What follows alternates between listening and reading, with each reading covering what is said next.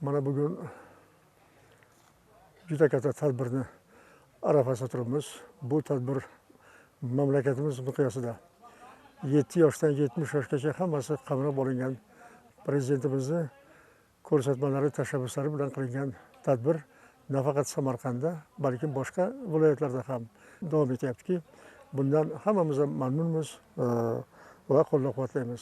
Xuddi shunday tadbir hozirgina mana bizni vazirimiz Qo'ng'irboy Sharipov shaxsan rahbarligida Jizzax Politexnika institutida barcha oliy o'quv yurtlarini rektorlarini jalb qilgan holda shu tadbir katta bir tantana bilan davom etyapti. O'sha yerda ko'rilgan masala demak yashil hududni yaratish va xalqimizga demak mana shunday tadbirlarni yana ham jalb qilish masalasi ko'rilyapti. Shundan foydalangan holda mana Samarqandda bizni universitetimizda rahbariyatimizning tashabbusi bilan professor o'qituvchilarimiz, ustozlar va yosh talabalar yig'ilib ana shunday tadbirni davom ettirish maqsadida olimlarning demak yashil bog'ini tashkil qilishga kirishdi. Hozirgina mana ko'ryapsizlar, bu yerda demak juda talabalarimiz, professor o'qituvchilarimiz yig'ilgan. Buni demak boshlash arafasidamiz. Buning zamirida juda katta narsa yotadi. Zero tarixdan bilamizki, demak Amir Temur bobomiz davrida ham daraxt ekishga, savob ishga qo'l urilgan. Demak, mana shunday mamlakatimizda qilayotgan ishlar ayniqsa yangi yil arafasida, ya'ni Navro'z arafasida boshlanishi quvonch bag'ishlaydi. Yana ham demak aytaylik, bunga o'zgacha ruh baxsh etadi. Mana shu yerda hozir mana mevali daraxtlarni olib keldik.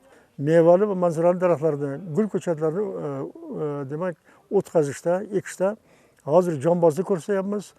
Zero prezidentimiz aytganlaridek, biz butun mamlakatimizni mana shunday yashil makonga, yashil hududga aylantirsak, bu xalqimizning salomatligi, mamlakatimizning ertangi ravnaqi va qolaversa, masalan, shu har bir joyda xalqimizning jipsligidan darak beradi. Shu tadbirni o'tkazishda hammalaringizga kuch-quvvat tilaymiz.